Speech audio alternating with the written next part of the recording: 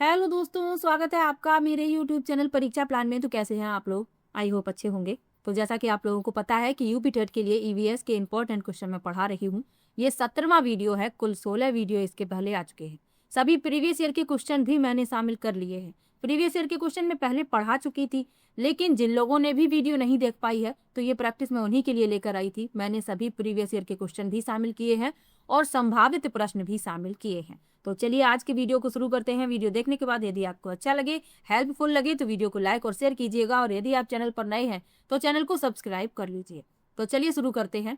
एक जरूरी बात और बताना चाहती हूँ कि हिंदी के सभी इंपॉर्टेंट टॉपिक में पढ़ा रही हूँ। पहले मैंने हिंदी के जूनियर प्राइमरी की प्रीवियस ईयर के क्वेश्चन सॉल्व करवा दिए। उसके बाद जो इंपॉर्टेंट टॉपिक हैं, यानी आपके जो सिलेबस में टॉपिक दिए गए हैं, पूरे ही मैं कंप्लीट पढ़ा दूंगी।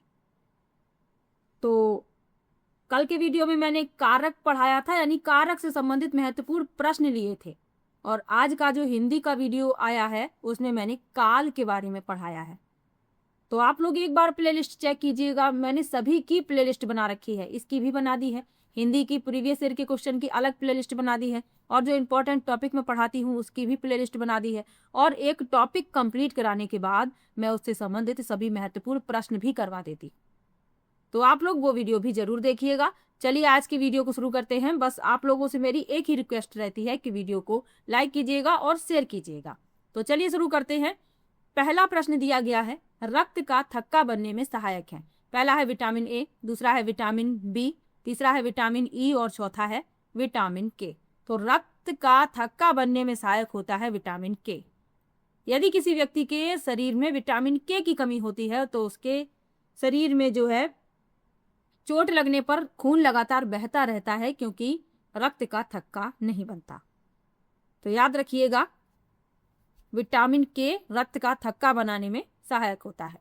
डी विकल्प इसमें आपका उत्तर हो जाएगा। विटामिन ए की कमी से रतौंधी रोग हो जाता है, विटामिन बी की कमी से बेरी रोग हो जाता है, और विटामिन जो ई होता है इसे ब्यूटी विटामिन कहा जाता है। विटामिन ई को कभी कभी प्रश्न पूछ लिया जाता है कि किस विटामिन को ब्यूटी विटामिन कहते हैं, तो विटामिन ई को ब्यूटी विटामिन कहते हैं। और इसकी कमी से कौन से रोग होते हैं, तो इसकी कमी से तंत्रिका संबंधी समस्याएं, मांसपेशियों में कमजोरी और प्रतिरक्षा प्रणाली कमजोर हो जाती है। तो याद रखिएगा, त्वचा और बालों की समस्या हो जाती है, तो इसीलिए तो इसे ब्यूटी विटामिन कहा जाता है। चलिए आगे बढ़ते हैं। और भी प्रश्न पूछ लिए जाते हैं, जैसे विटामिन सी की कमी से स्कर्वी रोग हो जाता है, विटामिन डी की कमी से रिकेट्स रोग हो जाता है। तो ये भी साथ में याद रखिए। चलिए आगे बढ़ते हैं। जल समस्या का निराकरण संभव है।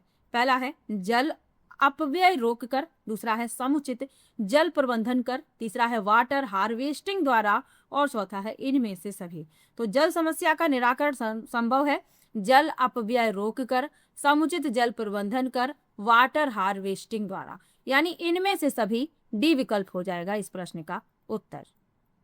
डी विकल्प होगा उत्तर, ये सभी, इनमें से सभी के द्वारा जल समस्या का निराकरण किया जा सकता है। चलिए आगे बढ़ते हैं, अगले प्रश्न पर चलते हैं। दूध से दही बनना है। पहला है भौतिक परिवर्तन, दूसरा है रासायनिक परिवर्तन, तीसरा है तापीय परिवर्तन, और चौथा है नाभिकीय परिवर्तन। तो दो प्रकार के परिवर्तन विज्ञान में पढ़ाए जाते हैं, भौतिक परिवर्तन, रासायनिक परिवर्तन। अब ये पर्यावरण से संबंधित प्रश्न इसमें हो सकता है पूछ लिया जाए। तो याद रखिए, भौतिक परिवर्तन में कोई भी नया पदार्थ नहीं बनता है, पदार्थ की भौतिक अवस्थाओं में परिवर्तन हो जाता है। और रासायनिक परिवर्तन में कोई नया पदार्थ बनता है। अब दूध से दही बन रहा है, दही नया पदार्थ है, यानी कि ये रासायनिक परिवर्तन का उदाहरण है। बी विकल्प हो जाएगा इस प्रश्न का उत्तर। सिंपल सी ट्रिक याद रखिए, भौतिक परिवर्तन में कोई भी नया पदार्थ नहीं बनेगा, रासायनिक परिवर्तन में नया पदार्थ बनेगा। चलिए आगे बढ़ते हैं। अगला प्रश्न दिया गया है, निम्नलिखित को सुमेलित कीजिए, यानी हमें मिलान करना है फिर बताना है सही उत्तर। लिखा है वायरस जनित रोग। तो वायरस जनित रोग कौन सा है? वायरल डिसीज जिसे कहते हैं, तो वह है आपका चिकन पॉक्स। दूसरा है जीवाणु जनित रोग, बैक्टीरियल डिसीज, तो वह है ट्यूबरकुलोसिस।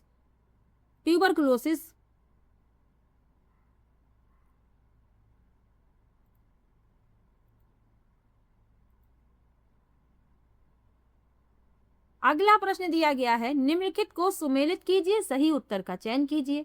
रोग दिए गए हैं और दूसरे कॉलम में रोग हैं और ये बताना है कि ये किस प्रकार का रोग है। लिखा है वायरस जनित रोग यानी वायरल डिसीज। तो वायरल डिसीज कौन सी है? Chicken pox. जीवाणु जनित रोग यानी बैक्टीरियल डिसीज वह है ट्यूबरकुलोसिस यानी कि तपेदिक। प्रोटोजोआ जनित रोग मलेरिया और कुपोषण जनित रोग क्वासियोरकर।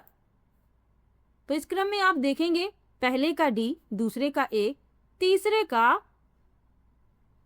बी और चौथे का सी यानी कि बी विकल्प इसमें आपका उत्तर हो जाएगा। चलिए आगे बढ़ते हैं। भारत के कौन से क्षेत्र में याक पशु पाया जाता है? पहला है लद्दाख, दूसरा है दार्जिलिंग, तीसरा है अरुणाचल प्रदेश और चौथा है उपर्युक्त में से कोई नहीं। तो भारत के लद्दाख क्षेत्र में याक पशु पाया जाता है।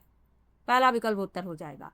लद्दाख को छोटा तिब्बत कहा जाता है, शीत मरुस्थल कहा जाता है, तो ये भी आपको साथ में याद रखना है। चलिए आगे बढ़ते हैं। 21 जुलाई 1969 को नील आर्मस्ट्रॉन्ग के बाद चंद्रमा पर पहला कदम रखने वाला कौन था? यानी कि सबसे पहले तो नील आर्मस्ट्रॉन्ग चंद्रमा पर गए थे, लेकिन उनके बाद कौन गया था प्रश्न में ये पूछा जा रहा है। पहला है यूरी गागरिन, दूसरा है एलन सेफर्ड, तीसरा है कल्पना चावला और चौथा है एडविन एल्डरिन। तो 21 जुलाई 1969 को नील आर्मस्ट्रॉन्ग के बाद चंद्रमा पर पहला कदम रखने वाले कौन थे? एडविन एल्डरिन। डी विकल्प इसमें आपका उत्तर हो जाएगा। चलिए आगे बढ़ते हैं। भारत के कौन से व्यक्ति सबसे पहली बार चंद्रमा पर गए थे? ये आप कमेंट में बताएंगे। अगला प्रश्न है कृत्रिम पर्यावरण निर्मित करने के तीसरे उपसंकुल को प्रौद्योगिकी पारिस्थितिक तंत्र नाम किसने दिया?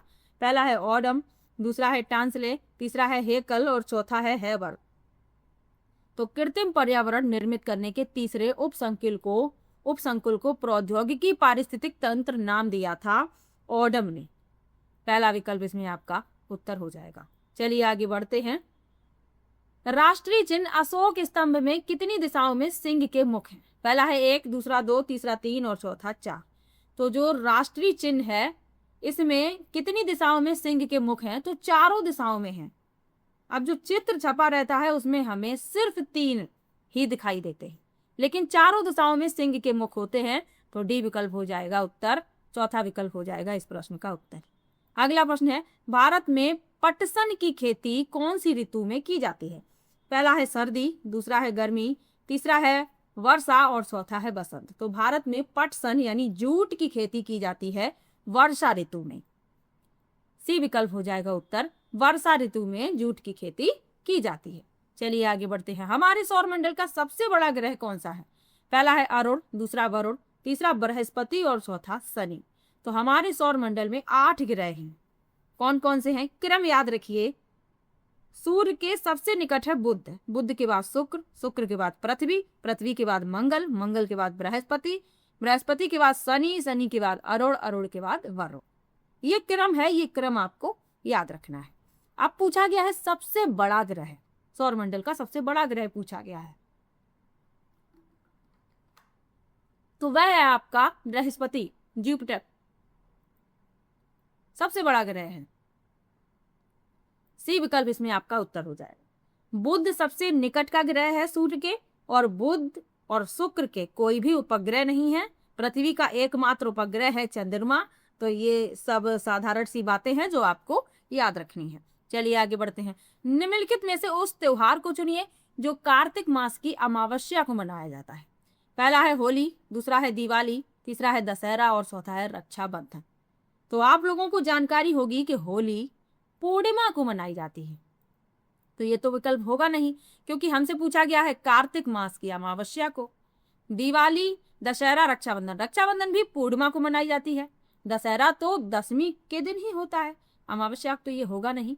दिवाली कार्तिक मास की अमावस्या को मनाई जाती है।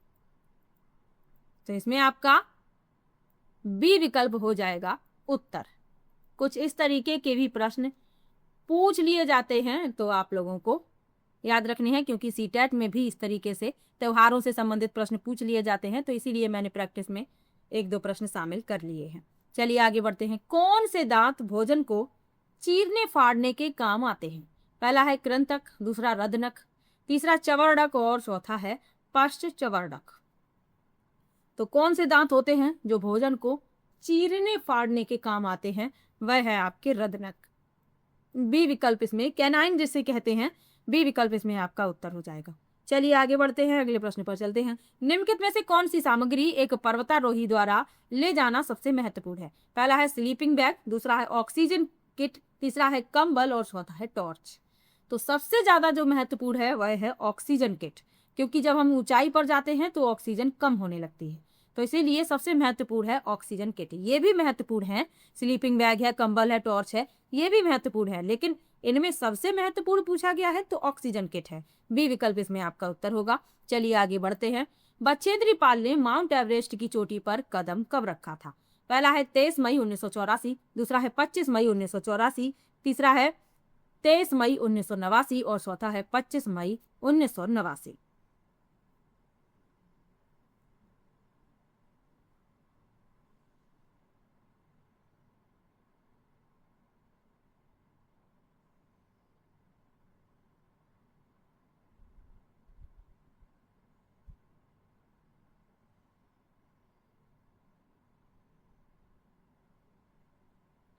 तो बछेंद्री पाल ने 23 मई 1984 को माउंट एवरेस्ट की चोटी पर कदम रखा।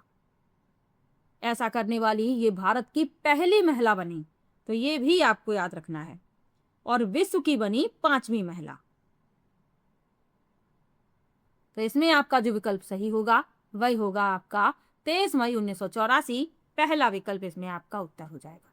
चलिए आगे बढ़ते हैं। अफीम में कौन सा एल्कलॉइड नहीं पाया जाता? पहला है मॉर्फिन, दूसरा है कोडीन, तीसरा है सोमनिफेरिन और चौथा है कैफीन।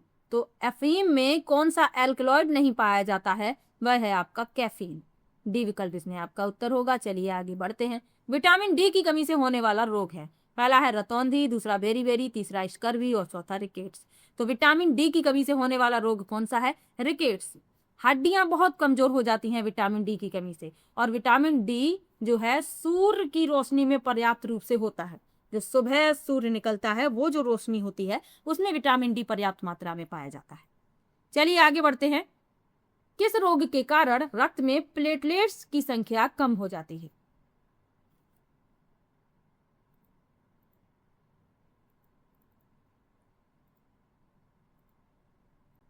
अगला प्रश्न दिया गया है, किस रोग के कारण रक्त में प्लेटलेट्स की संख्या कम हो जाती है? पहला है चिकन पॉक्स, दूसरा है मधुमेह, तीसरा है अमीबाएसिस और चौथा है डेंगू। तो डेंगू के कारण रक्त में प्लेटलेट्स की संख्या कम हो जाती है। डी विकल्प उत्तर होगा। चलिए आगे बढ़ते हैं। नमामि गंगे अभियान का शुभारंभ कब किया गया था? पहला है 2011, दूसरा है 2012, तीसरा है 2013 और चौथा है 2014। तो नमामि गंगे अभियान का शुभारंभ किया गया 2014 में। डी विकल्प इसमें आपका उत्तर होगा। चलिए आगे बढ़ते हैं। निम्नलिखित में से कौन पर्यावरण के अजैविक घटक के अंतर्गत आते हैं? पहला है पादप, दूसरा है वायु, तीसरा है जंतु और चौथा है जीवाणु। तो अजैविक घटक के अंतर्गत आएगी वायु। बी विकल्प इसमें आपका उत्तर है, और ये तीनों आएंगे जैविक घटक के अंतर्गत। चलिए आगे बढ़ते हैं। जैविक और अजैविक के बारे में थोड़ा सा जान लीजिए। मैंने आपको पहले भी बताया है, जो भी लगातार वीडियो देख रहा है उसे तो पता ही होगा। चलिए एक बार फिर से बता देती हूँ जैविक और अजैविक घटक के बारे में। जैविक घटक क्या होते हैं? सजीव प्राणी होते हैं, जैसे पेड़ पौधे, जीव जंतु, सूक्ष्म जीव। और अजैविक घटक निर्जीव भौतिक और रासायनिक तत्व होते हैं, जैसे सूर्य का प्रकाश, जल, मिट्टी, तापमान। और पारिस्थितिक तंत्र जैविक और अजैविक घटकों से मिलकर बना है। चलिए आगे बढ़ते हैं। निम्नलिखित में से रेशम कीट का भोजन कौन सा है? पहला है सहतूत की पत्तियां, दूसरा है जामुन की पत्तियां, तीसरा है नीम की पत्तियां और चौथा है आम की पत्तियां। तो रेशम के कीड़े को सहतूत के पेड़ पर पाला जाता है, और यही जो पत्तियां होती हैं यही इसका भोजन होती हैं। पहला विकल्प हो जाएगा उत्तर। चलिए आगे बढ़ते हैं। तंबाकू में कौन सा एल्कलॉइड पाया जाता है? पहला है कोकीन, दूसरा है कैफीन, तीसरा है निकोटीन और चौथा है मॉर्फिन। तो तंबाकू में जो एल्कलॉइड पाया जाता है वह होता है निकोटीन। सी विकल्प उत्तर होगा। चलिए आगे बढ़ते हैं, अगले प्रश्न पर चलते हैं। रेबीज रोग का कारक होता है? पहला है वायरस, दूसरा है प्रोटोजोआ, तीसरा है बैक्टीरिया और चौथा है माइकोप्लाज्मा। तो रेबीज रोग का कारक क्या है? वायरस। कुत्ते की लार में रेबीज पाया जाता है। पहला विकल्प इसमें आपका उत्तर हो जाएगा। चलिए आगे बढ़ते हैं। निम्नलिखित में से कौन सा जल प्रदूषण का मानवीय स्रोत नहीं है? पहला है घरेलू बहिस्राव, दूसरा है वाहित मल, तीसरा है औद्योगिक बहिस्राव और चौथा है ह्यूमस पदार्थ। तो कौन सा जल प्रदूषण का मानवीय स्रोत नहीं है? वह है ह्यूमस पदार्थ। ये मानवीय स्रोत नहीं है। डी विकल्प इसमें आपका उत्तर होगा। चलिए आगे बढ़ते हैं। जंतु से प्राप्त रेशे का उदाहरण है, यानी वह रेशा बताना है जो हमें जंतु से प्राप्त होता है।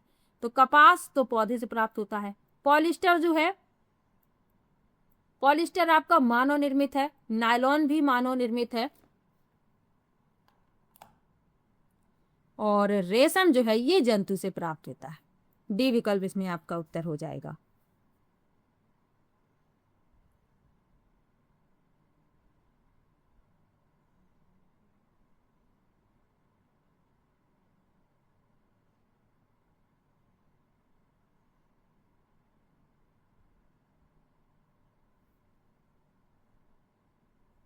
चलिए आगे बढ़ते हैं।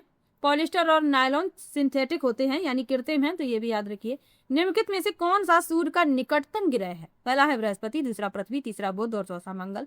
तो अभी इसी वीडियो में मैंने आपको बताया कि बुध जो है सबसे निकट है सूर्य के, और इसीलिए ये सूर्य की परिक्रमा सबसे पहले पूरी कर लेता है। सी विकल्प इसमें आपका उत्तर हो जाएगा। तो आज की वीडियो में 25 प्रश्न मैंने लिए हैं। शुरुआत की वीडियो देखिएगा 30 प्रश्न लिए हैं, उसके बाद थोड़ी प्रश्नों की संख्या कम कर दी थी। आज के वीडियो में मैंने 25 प्रश्न दिए हैं। किसी भी प्रश्न में आपको डाउट हो कमेंट बॉक्स में जरूर लिखिए। वीडियो कैसा लगा ये भी कमेंट में जरूर बताइएगा। मिलते हैं नेक्स्ट वीडियो में, तब तक के लिए बाय बाय।